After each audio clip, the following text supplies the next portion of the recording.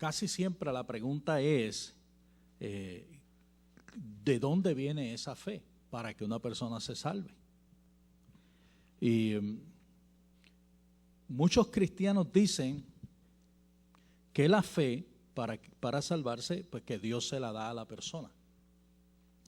Y eso es hasta una doctrina teológica en algunas iglesias. Dios te da la fe y así tú puedes salvarte, y si Dios no te da la fe, pues entonces tú no puedes salvarte. Y de ahí vienen varias enseñanzas que dicen que los que se van a salvar, pues se van a salvar, y los que se van a perder, porque los que se van a salvar, pues Dios le da la salvación para que se salve, y los que se van a perder, pues Dios no se la da y se van a perder. El dilema con esto es que cómo una persona puede ser condenada por Dios cuando Dios no le entregó la fe para que se salvara.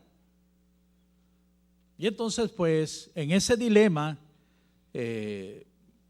si la salvación viene por creer y hay algunos que no se salvan, entonces el culpable porque no se salven sería Dios mismo. Por tanto, es como ilógico, irracional, de que Dios te juzgue por algo que Él mismo no te dio, por no tenerlo. Así que ese es uno de los problemas. El otro problema cuando se habla de la salvación es que se ha corrido de que los que se salvan son los que no pecan. Y esto, aún las personas que no profesan la fe cristiana, eso es lo que ellos escuchan por radio, televisión, que si tú pecas te pierdes. Por tanto, si por pecar me pierdo, ¿quién se salva? El que no peca. Y de ahí nacen un sinnúmero de reglas que hay en las iglesias de no peques. Y a ese no peques se le ha añadido un sinnúmero de dogmas que ni siquiera muchos están en la Biblia. Otros piensan que por no hacerle mal a otros, pues eso es suficiente para uno ir al cielo y ser salvo. Otros piensan que después que uno sea religioso y vaya el domingo, pues uno pudiera ser salvo. Y siguen los extremos, los que no fuman, no beben, no bailan, esos se salvan. Hay que tener una moral alta para salvarse.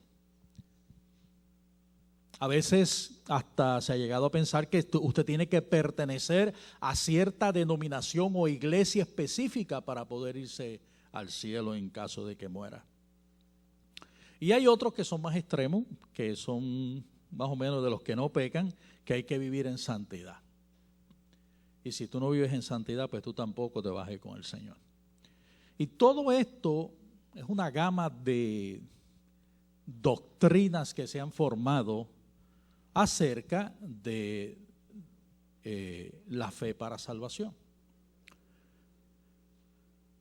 ¿Quiénes se salvarán? Esa sería la pregunta de hoy. ¿Quiénes se salvarán? Pues la Biblia dice que los que se salvarán son los que creen. No le puso apellido. Los que creen pentecostales, los que creen bautistas, los que creen católicos, no le puso apellido. ¿Quiénes se salvarán? Los que creen. Y a través de toda la Biblia nosotros vemos esa misma condición. El que cree se salvará.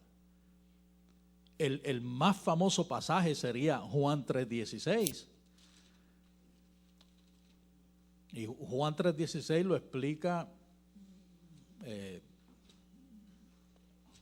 claramente, dice, porque de tal manera amó Dios al mundo que dio a su Hijo unigénito para que todo aquel que cree en Él no se pierda. Y entonces, ¿por qué la gente dice que los que no pecan?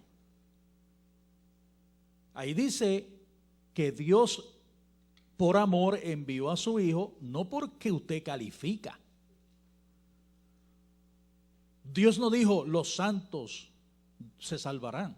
Dios no dijo los que no pecan se salvarán. Él dijo para que todo aquel que en Él cree no se pierda, mas tenga vida eterna. Y la vida eterna no está unida a ningún otro concepto que no sea fe. Cuando nosotros hablamos de Dios, que Dios nos regala vida eterna, esa vida eterna está atada solamente a la fe, para que todo aquel que cree en Él no se pierda, mas tenga vida eterna. ¿Y qué es la salvación? Vida eterna. ¿Y en qué está basada la vida eterna? En la fe. Juan sigue diciendo, un poquito más abajo, dice, el que cree en Él, en Cristo, no es condenado. Pero el que no cree ya ha sido condenado porque no ha creído en el nombre del unigénito Hijo de Dios.